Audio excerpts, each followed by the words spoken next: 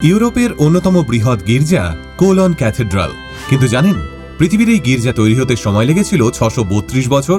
হ্যাঁ, বিশ্বের সবথেকে উঁচু গির্জার মধ্যে তৃতীয় নম্বরে রয়েছে এই গির্জা। কিন্তু কেন একটা গির্জা তৈরি করতে সময় লেগেছিল 632 বছর? শোনা যায়, দ্বিতীয় বিশ্বযুদ্ধের সময় কোলন শহরে ব্যাপক ক্ষয়ক্ষতি হলেও অলৌকিকভাবে এই গির্জাটির কোনো ক্ষতি হয়নি। ক্যাথলিক খ্রিস্টানরা বিশ্বাস করেন এই গির্জায় স্বয়ং ঈশ্বরের বাস।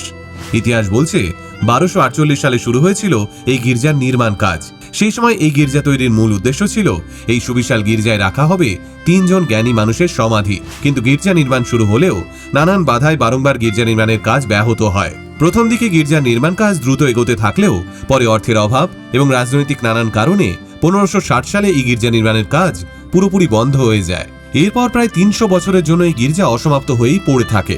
সেই সময় মানুষ বিশ্বাস করেন এই গির্জা তৈরি করতে নিশ্চয়ই কোনো খুঁত হচ্ছে, তাই এই গির্জা এইভাবেই অসম্পূর্ণ হয়েই থেকে যাবে চিরকাল। কিন্তু 1842 সালে আবারও শুরু হয় গির্জার নির্মাণ কাজ। সেই পুরনো নকশা অনুসরণ করেই তৈরি হতে থাকে গির্জা এবং অবশেষে 1880 সালে গির্জা নির্মাণের কাজ সম্পূর্ণরূপে শেষ হয়।